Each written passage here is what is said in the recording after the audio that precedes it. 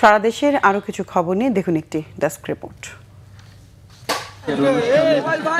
তিস্তা মহাপরিকল্পনা বাস্তবায়নে প্রধানমন্ত্রী তারেক রহমানের সুপরিকল্পনা রয়েছে। তার নির্দেশনা অনুযায়ী কাজ চলছে বলে জানিয়েছেন পানি সম্পদ প্রতিমন্ত্রী ফরাদ হোসেন আজাদ। রংপুরে শহীদ আবু সাইদ স্টেডিয়ামে নতুন কুড়ি স্পোর্টসের উদ্বোধনী অনুষ্ঠানে প্রধান অতিথির বক্তব্যে তিনি কথা বলেন।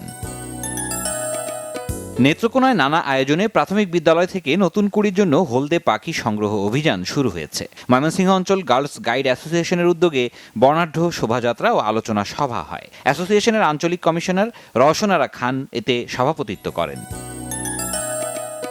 সাংবাদিক কল্যাণ ট্রাস্টের খুলনা জেলা কমিটির সদস্য মনোনীত করায় খুলনায় মেট্রোপলিটন সাংবাদিক ইউনিয়নের ভারপ্রাপ্ত সভাপতি ও বাংলা ভিশনের ব্যুরো প্রধান আতিয়ার পারভেজকে সংবর্ধনা দেওয়া হয়েছে।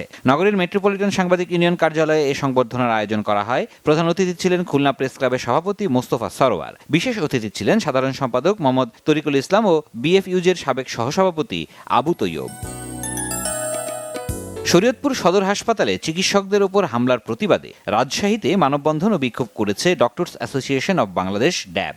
রাজশাহী মেডিকেল কলেজ প্রশাসন ভবনের সামনের সড়কে এ কর্মসূচি পালিত হয়। অভিযুক্তদের দ্রুত আইনের আওতায় আনার দাবি জানান বক্তারা। চাঁপাইনবাবগঞ্জে মহানন্দা সেতুর টোল প্রত্যাহারের দাবিতে সড়ক ভবনের সামনে অবস্থান ও সড়ক অবরোধ কর্মসূচি পালন করেছে চাঁপাইনবাবগঞ্জ নাগরিক অধিকার আদায় কমিটি। সকালে সড়ক ও জনপথ বিভাগের কার্যালয়ের মূল ফটকের সামনে ঘণ্টাব্যাপী অবস্থান কর্মসূচি পালিত হয়। পরে আন্দোলনকারীরা মহানন্দা সেতুর টোল প্লাজার সামনে সড়ক অবরোধ করেন।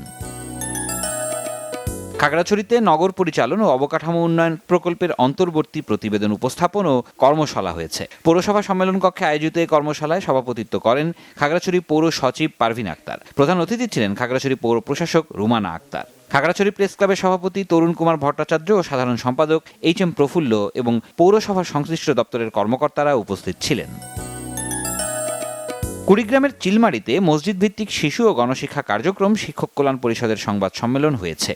উপজেলা মডেল মসজিদের হলরুমে আয়োজিত অনুষ্ঠানে নৈতিকতা ও ধর্মীয় মূল্যবোধ উন্নয়নে শিক্ষক, শিক্ষিকা ও কেয়ারটেকার সহ সকল জনবলকে রাজস্ব খাতে স্থানান্তরের দাবি জানানো হয়। বক্তব্য রাখেন মৌশিক চিলমারি উপজেলা শাখার সভাপতি মাওলানা আবদুল্লাহ আল মামুন সহ সংশ্লিষ্টরা।